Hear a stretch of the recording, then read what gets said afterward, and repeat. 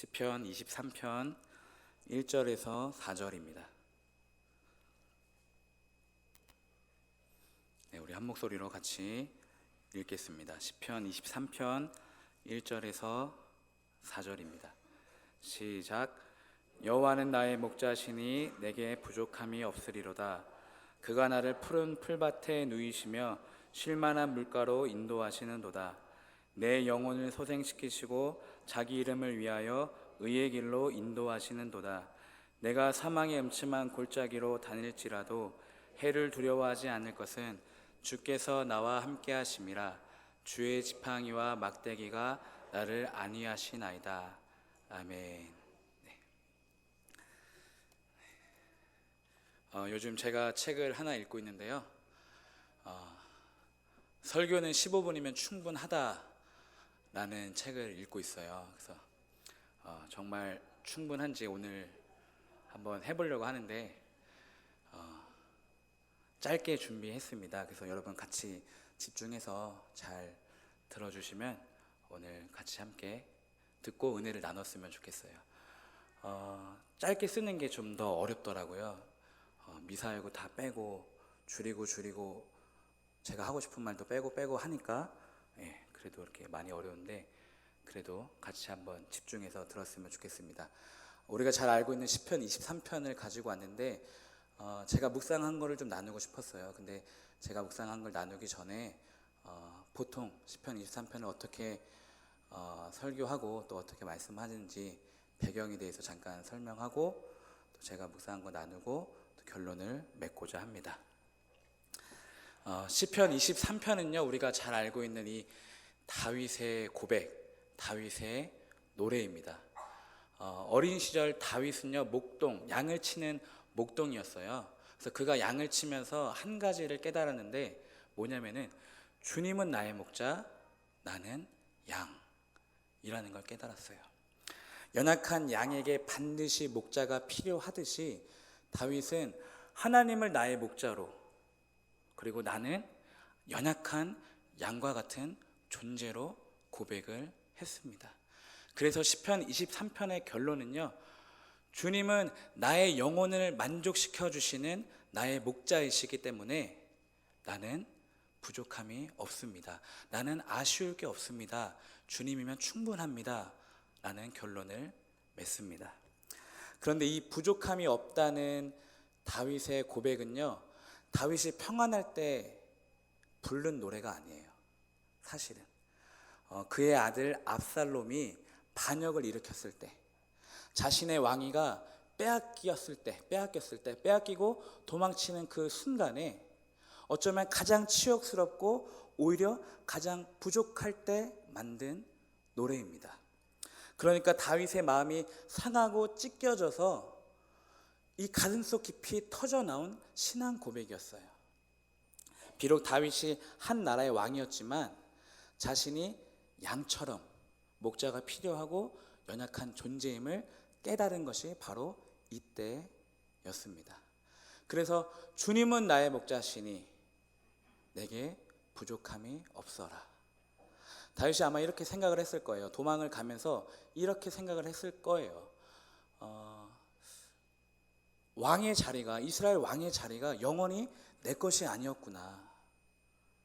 내가 열심히 쌓아둔 재물도 내 것이 아니었구나. 내가 낳은 내 자녀도 내 마음대로 할 수가 없는 거였구나 하면서 깨달으면서 도망을 쳤을 거예요.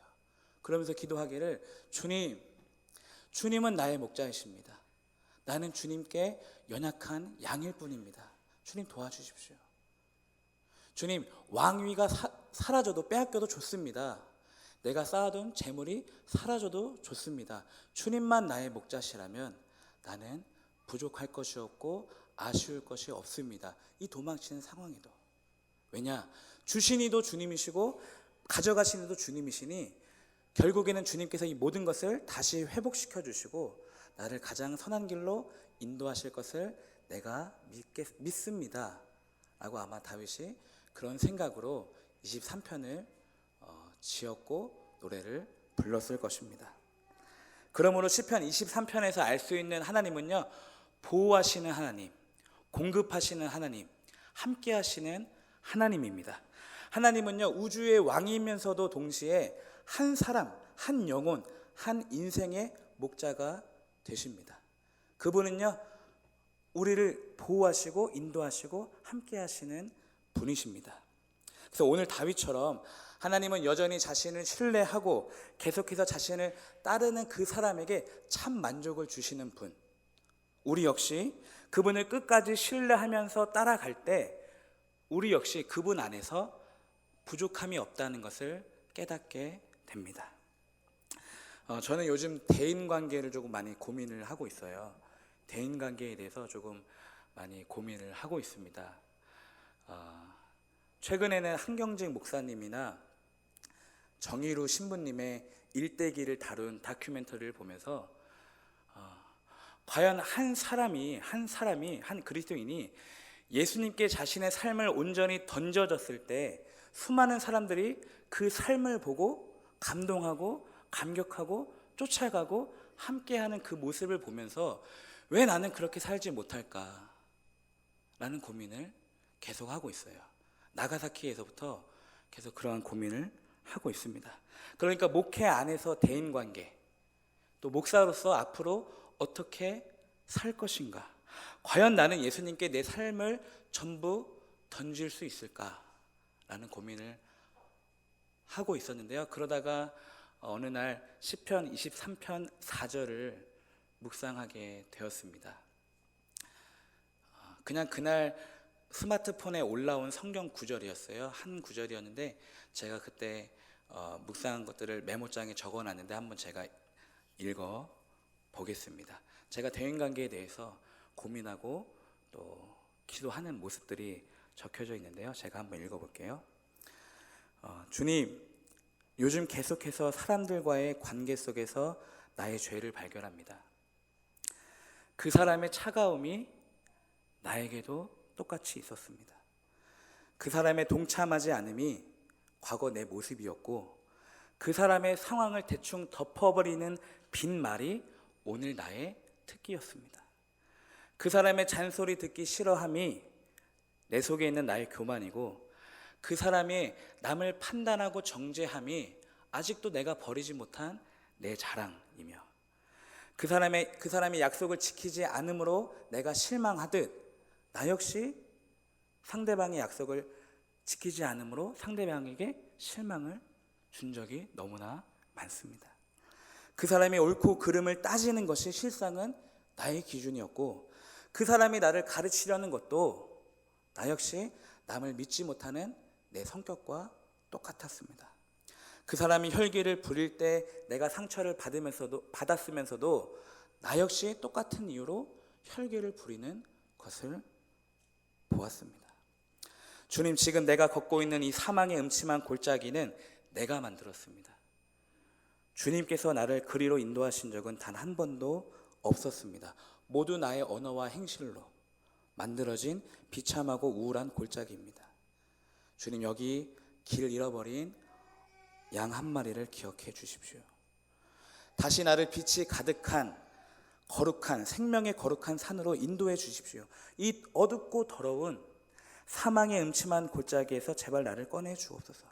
이제는 내 입술에서 말보다는 기도가 더 많아지게 하시고 언행이 일치되게 하옵소서. 지키지 못할 말을 아무렇게나 던지지 않게 하옵소서. 상황을 무마시키려고 또 사람을 웃기려고 분위기를 좋게 하려고 아무 말이나 뱉지 않게 하옵소서. 기도하지 않고 뱉는 나의 모든 말은 실수가 되어버립니다.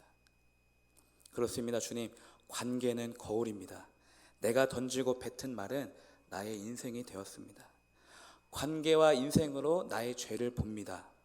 오늘 나에게 당신의 지팡이와 막대기가 필요합니다. 나를 가르치시고 더 깨우쳐 주옵소서. 나는 아직도 어린아이처럼 무지하고 무능하기 때문입니다.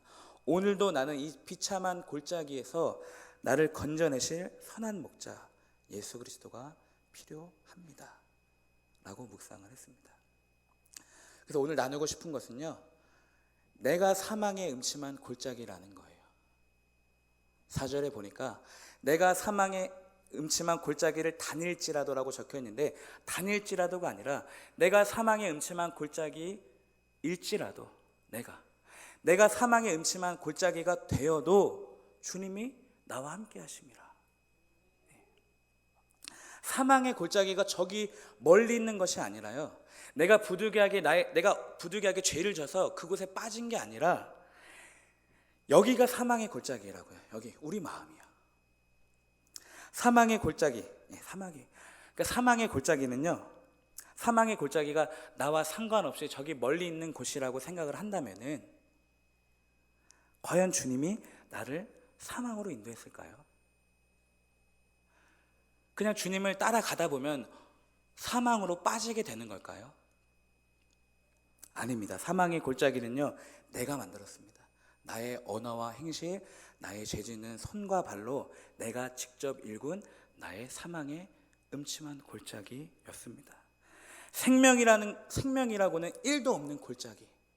눈만 뜨면 죄짓기에 바쁘고 눈 감으면 죄를 계획하기에 너무나 바쁩니다. 내 안에 생명을 자라나게 할 힘도 없고 조건도 없고 여건도 없고 여력도 없습니다. 왜? 내가 사망이니까. 나는 사망입니다 라는 단어가 나는 죄인입니다 그 단어보다, 그 문장보다 얼마나 지독해요, 여러분. 죄의 삭시 사망이라면 나의 결과는 그냥 사망이에요. 가차없이 율법대로 하면 사망입니다. 은혜가 없으면, 목자가 없으면, 주님이 아니면 나는 오늘도 사망. 분명한 사실이에요. 사망입니다. 그런데 내가 죄인이라는 걸 잘 알고 있고 또 때때로 그것을 인정하면서도 불구하고 우리는 이 죄값이 사망이라는 게 왜 이렇게 불편할까요? 만약에 제가 여기서 당신의 죄는 당신의 죽음으로 갚아야 됩니다, 당신의 생명으로 갚아야 됩니다 라고 말한다면 그게 쉽게 받아들이시겠어요? 조금 부담스럽지 않으세요, 여러분? 그러나 죄의 삭은 사망이요. 죄의 삭은 사망이요. 이 성경 구절을 기억하시기 바랍니다. 죄의 삭은 사망이요. 그러니까 죄와 사망은 세트예요. 1+1이요. 하나를 샀으면 또 하나 딸려가는 거예요. 자동적으로. 가격도 안 보고 여러분 물건을 구매하십니까? 죄는 너무나 비쌉니다. 가격이 사망이에요. 회개만 한다고 해서 그 죄가 사라질까요? 공짜가 되는 겁니까? 회개는 외상이고 신용카드일까요? 그럼 그 외상값, 그 카드값은 누가 갚아야 되죠? 다시 말해서 누군가는 그 사망을 감당하고 책임져야 된다는 말이에요. 그러므로 우리 주님은요, 그냥 보통의 죄인을 위해서 죽으신 게 아니라 이제 막 돌이켜서 회개할 어느 한 죄인을 위해서 죽으신 게 아니라 도저히 회복할 수 없고 아무리 외쳐도 회개하지 않는 나 같은 죄인을 위해서 죽으셨어요. 빚도 없고 선한 것 하나도 없는 이 사망의 골짜기, 눈만 감으면 죄짓고 눈 뜨면 죄짓기 바쁜 이 사망의 골짜기를 위해서 주님께서 죽으신 것입니다. 그 골짜기가 오늘 저와 여러분이에요. 한번 잘 생각해 보세요. 우리는 하나님의 말씀이 떨어져도 싹이 자라날 생명이 없습니다.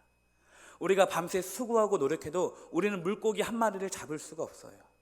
우리의 신앙은요, 아직도 사람들에게 보여주기 위한 빈 항아리일 뿐, 신실한 척, 거룩한 척, 겸손한 척, 믿음이 있는 척만 하는 빈 항아리일 뿐입니다. 다시 말해서 하나님께서 생기를 불어넣지 않으시면 우리는요, 여전히 죽어있고 아무런 생명력이 없는 그냥 마른 뼈들입니다. 그냥 죽은 시체예요. 웅덩이가 아니라 사망의 골짜기. 그 골짜기는 어둡고 깊고 더러워서 그 죄의 깊이를 감히 상상할 수도 측량할 수도 없습니다. 그런데 여기서 복음은 무엇이냐? 그럼에도 불구하고 주님이 나와 함께 하십니다. 내가 사망인데, 내가 사망의 골짜기인데 그럼에도 불구하고 주님이 나와 함께 하십니다. 주님이 함께 하신대요. 내가 사망인데. 그러니까 주님이 나와 함께할 이유가 없고 주님이 나를 사랑해야 할 이유가 전혀 없어요. 우리를 한번 돌이켜 보세요. 우리는요, 내 마음에 안 들고 내 입맛에 안 맞으면 그냥 버리잖아요. 선을 긋거나 관계를 잘라버리잖아요. 그런데 주님은 내가 사망인데도 불구하고, 주님 마음에 든 게 하나도 없음에도 불구하고 나와 함께 하심이라. 함께 한다는 게 뭐예요, 여러분? 용서하시고 사랑하신다는 것입니다. 앞으로도 영원히. 의인을 위해서 대신 죽어주는 사람이 혹시 있겠지만, 아직 회개하지 않은 죄인을 위해서 죽는 사람은 아무도 없습니다. 아직 회개하지 않은 죄인을 위해서 도대체 누가 자기의 하나뿐인 아들을 바치겠습니까? 죄인을 위해서 누가 아들을 바쳐요? 그렇습니다. 우리 주님께서 내 사망을 다 갚아버리셨습니다. 자신의 죽음으로요. 갚을 길 없는 사람에게 은혜 베푸는 일이 가장 값진 일입니다. 우리는 주님의 은혜를 갚을 수가 없어요. 너무나 크고 또 내 안에 생명이 없기 때문에. 그래서 은혜라는 것입니다. 그렇다면 하나님은 왜 우리를 사랑하시죠? 왜 하나님은 우리를 용서하셨을까요? 이유가 없어요. 이유가 없어요.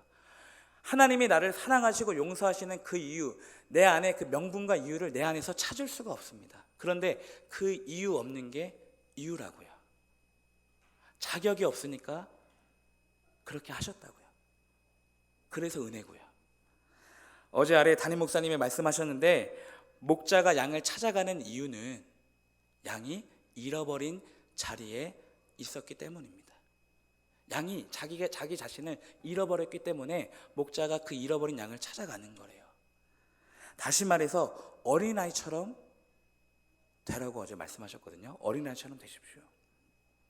어린 양이 아무 일도 못하고 아무 데도 못 가고 아무것도 못 보니까 목자가 그 양을 찾는 거예요. 찾아가는 겁니다. 그러니까 자신이 부족하고 한없이 연약하며 실상은 완벽한 죄인임을 깨닫고 고백하니까 주님이 찾아내셨습니다. 사랑하고 존경하는 우리 제일교회 성도 여러분, 오늘 제가 말하고 싶은 것은요, 죄를 안 짓자는 게 아닙니다. 그렇다고 죄를 포기하자는 것도 아니에요. 내가 사망의 골짜기라는 것을 인정하자는 것입니다. 그냥 실수해서 죄를 진 게 아니라 아주 완벽에 가까운 100% 죄인이라는 걸 우리가 인정을 하자고요. 그래서 더 이상 노력하지 말고, 또 그렇다고 포기하지 말고 믿음의 주요 온전케 하시는, 우리를 온전케 하시는 예수님을 똑바로 바라보자고요. 그러므로 이 사망의 음침한 골짜기에 반드시 찾아오셔서 자기 목숨을 버리시고 우리를 구하실 선한 목자 예수님을 기다리자는 말씀입니다. 오늘도 우리에게는 은혜가 필요합니다. 다시 새로운 한 주간 새롭게 살아갈 새로운 은혜가 필요합니다. 지난 한 주간을 한번 생각해 보세요, 여러분. 지난 한 주간 동안 내가 이 손으로, 내 힘으로 그 모든 일들을 감당하셨습니까? 새로운 한 주간 동안 또 다시 내 손으로, 내 힘으로 주어진 일들을 감당하실 수 있겠어요, 여러분?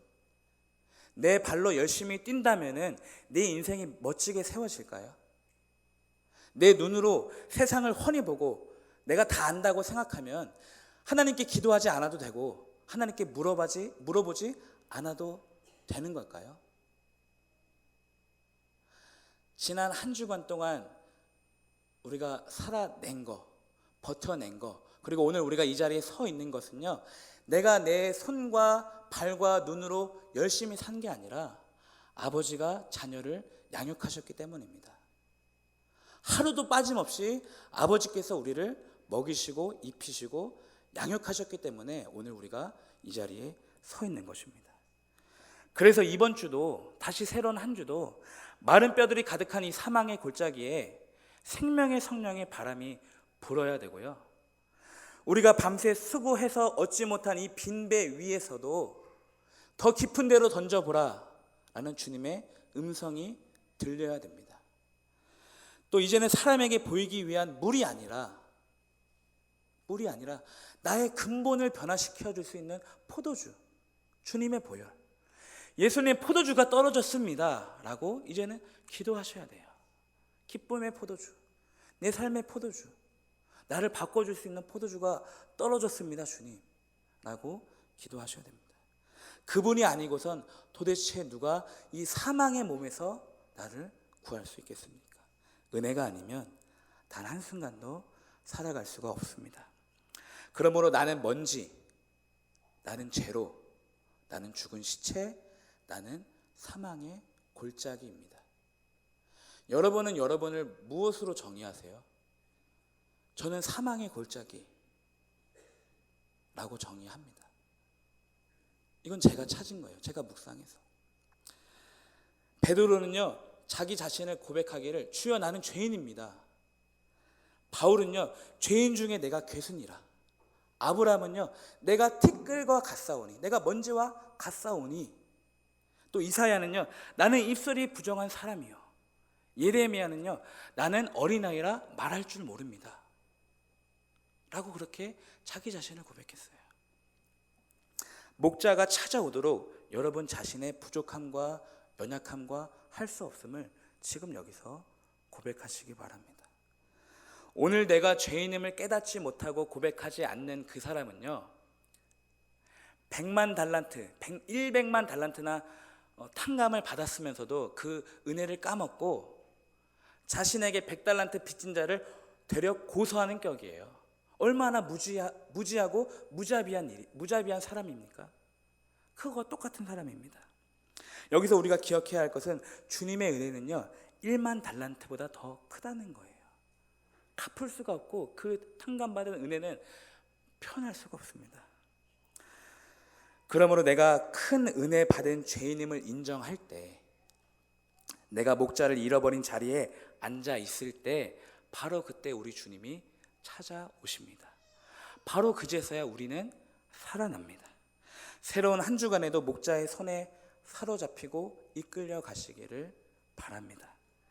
내가 주님의 손을 잡으면 내가 피곤해서 놓잖아요.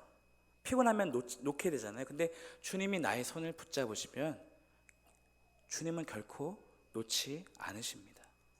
그래서 오늘도, 이번 한 주간도 주님의 손에 붙들려서 성령님께 사로잡히고 붙들려 가시기를 축복합니다. 여러분의 삶의 자리에서 잃어버린 양의 자리에 앉아있고 나의 부족함, 나의 죄인됨을 인정하면서 계속해서 주님 눈에 보여주시기를 기도하겠습니다. 기도합니다. 주님, 나는 거룩하지 않습니다. 나는 결코 거룩해질 수 없습니다. 내가 나를 바꿀 수 있다는 이 헛된 꿈에서 나를 빨리 깨워주십시오. 인생은 내가 살린다고, 내가 열심히 뛴다고, 내가 다 안다고 살아나는 게 아님을 배웠습니다. 다만 우리의 기도를 통해서, 하나님이 일하심을 통해서 오직 은혜가 우리의 인생을 살립니다. 그래서 주님, 이제는 더 못하게 하시고 더 주님이 하십시오. 당신의 뜻이 나의 뜻, 당신의 마음이 나의 마음, 당신의 계획이 나의 계획입니다. 오히려 복음이 나를 비도덕하게 만드는 것이 아니라 내가 아직도 복음과 부딪히지 않았음을, 그래서 아직도 변화되지 않았음을 부끄럽게 고백합니다. 주님, 이 시간 우리를 바꾸어 주십시오. 계속해서 변화시켜 주옵소서. 당신이 사랑하고 미워하는 것을 나도 사랑하고 미워하기를 원합니다. 아버지는 오늘도 자녀를 기를 책임과 의무가 있고, 자녀는 오늘 아버지로부터 양육받을 권리가 있습니다. 오늘도 이 사망의 골짜기 같은 내 삶의 자리, 내 비참한 인생의 형편을 보시고 이곳으로 와주십시오. 나는 길을 잃어버린 양입니다. 양이 살려면 반드시 목자가 필요합니다. 선한 목자 되신 우리 주님, 주님이 함께 하시면 나는 걱정이 없습니다. 나는 부족함이 없습니다. 나는 아쉬울 것이 없습니다. 한 주간 나를 가장 선한 길로 인도하여 주옵소서. 예수님 이름으로 기도드립니다. 아멘.